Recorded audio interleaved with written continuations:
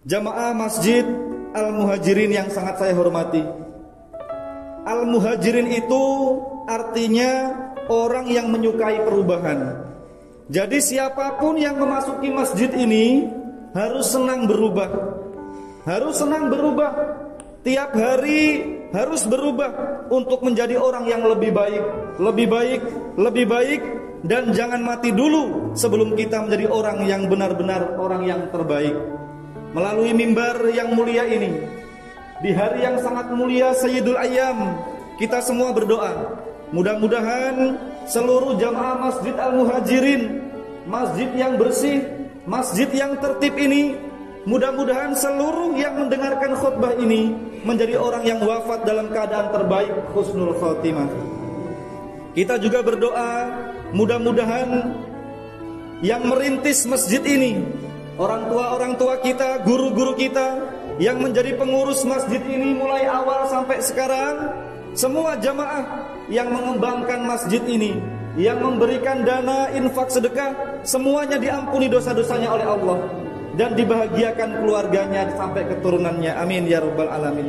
Jamaah yang sangat saya hormati, pada siang hari ini saya akan menyampaikan khutbah dengan judul Kiat atau cara agar kita semua meninggal husnul khotimah.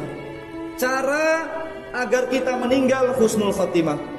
Kita semua orang Islam berharap mengakhiri hidup kita ini dengan husnul khotimah, termasuk kita semuanya, yaitu mati dengan keimanan yang benar, la ilaha illallah, dalam keadaan telah bertaubat dan membawa banyak pahala kebaikan.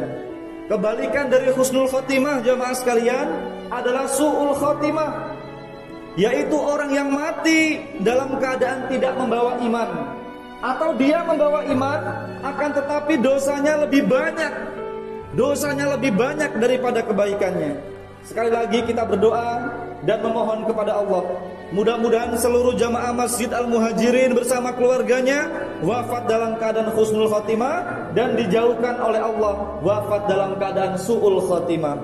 Jamaah sekalian yang sangat saya hormati, di dalam sejarah tidak ada orang yang tidak kenal Umar bin Khattab. Sebelum masuk Islam, dialah orang yang terkenal preman, jago berkelahi, terkenal penenggak minuman beralkohol, bahkan pernah menghunus pedang untuk siap membunuh Rasulullah SAW.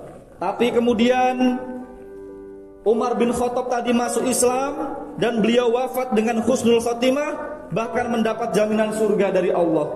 Hadirin sekalian, masih banyak contoh orang-orang yang bergelimang dalam dosa, lalu dia bertobat dan meninggal dalam kemuliaan. Oleh sebab itu jamaah sekalian, melalui mimbar ini saya mengajak hadirin sekalian untuk memandang para pelaku dosa. Kalau kita melihat ada tetangga yang melakukan dosa, kalau kita melihat ada preman yang melakukan dosa, kita pandang dengan optimisme, kita doakan, bukan dengan sinisme. Jangan sekali-kali kita mencaci mereka, sebab bisa saja suatu saat ia berubah dan menjadi muslim yang jauh lebih baik dari kita semuanya. Hadirin sekalian yang sangat saya hormati, paling tidak ada 3 cara. Ada 3 cara untuk meraih kematian husnul khotimah. Yang pertama, di dalam hal kebaikan. Di dalam hal kebaikan, bandingkan diri kita ini dengan orang yang lebih rajin dan khusyuk sholatnya.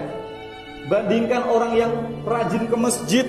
Bandingkan kita ini dengan orang yang lebih berilmu. Bandingkan kita ini dengan orang yang lebih banyak bersedekah, atau yang lebih baik lagi daripada kita.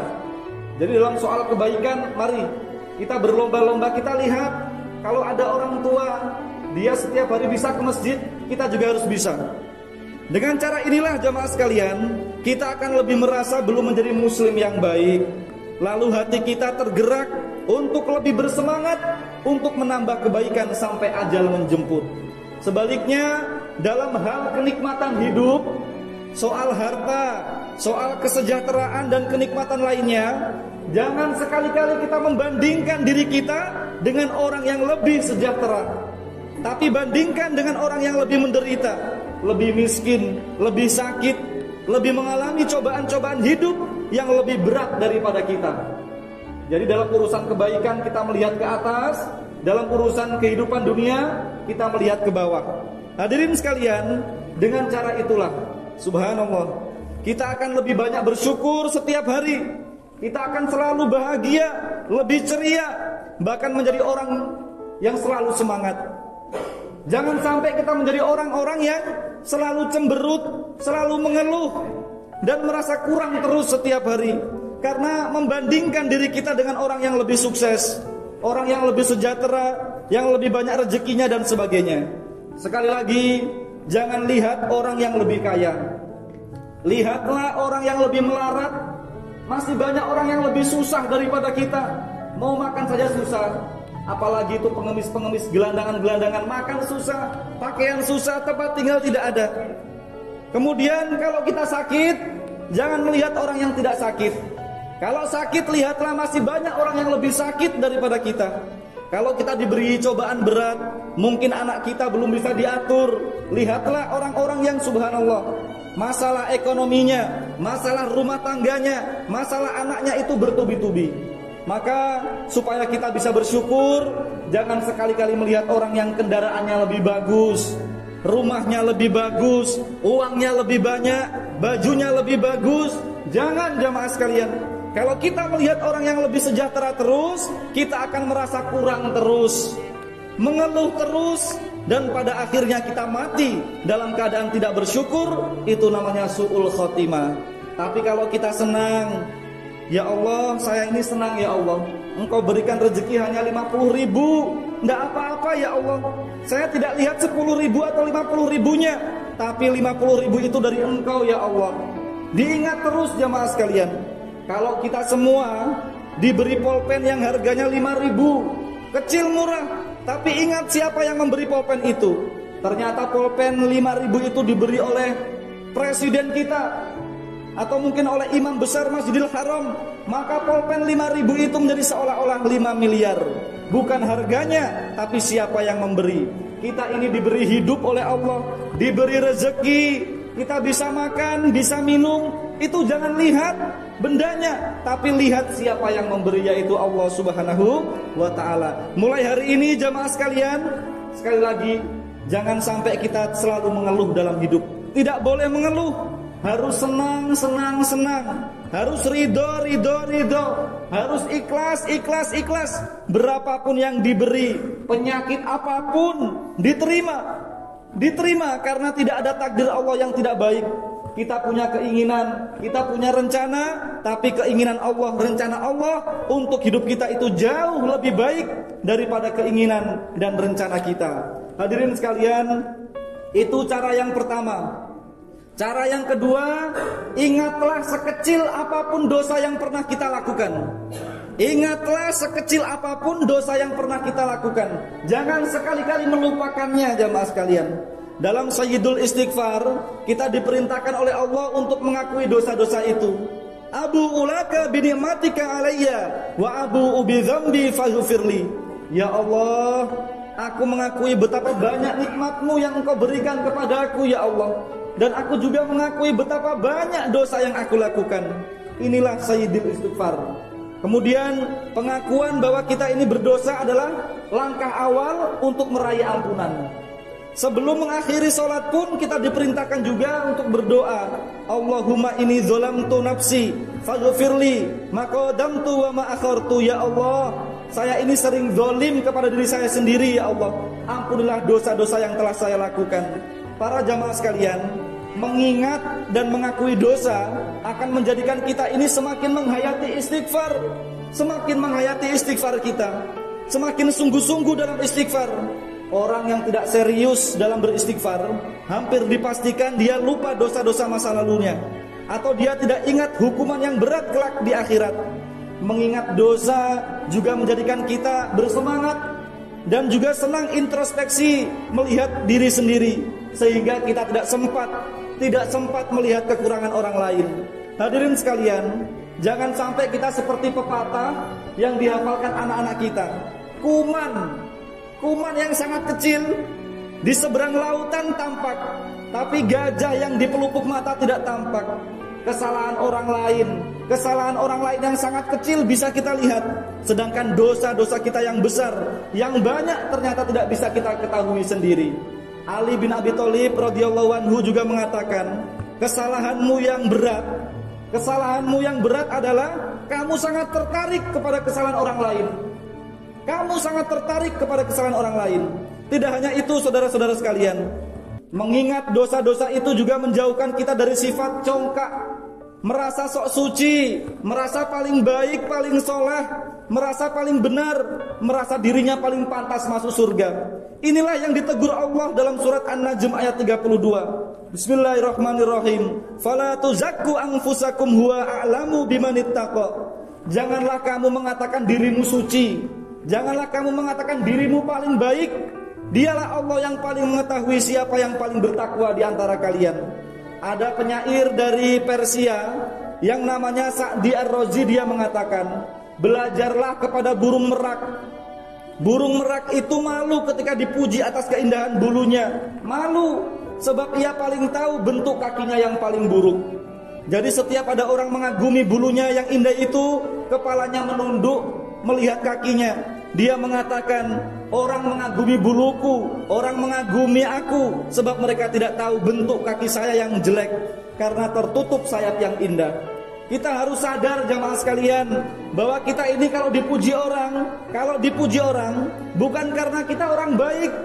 Kalau kita dikagumi orang, bukan karena kita orang baik, bukan kita orang yang tidak pernah berdosa, tidak punya kekurangan. Kita ini dipuji, dipanggil Pak Haji, dipanggil Pak Ustadz, dipanggil Pak Guru, dipandang karismatik dan sebagainya.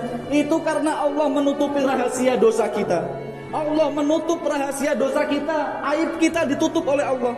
Andaikan Allah membuka sedikit saja rahasia dosa masa lalu, siapa yang akan kagum dan percaya kepada kita? Jamaah yang saya muliakan, cara husnul khotimah yang ketiga adalah lupakan semua kebaikan yang kita lakukan. Lupakan semua kebaikan yang kita lakukan.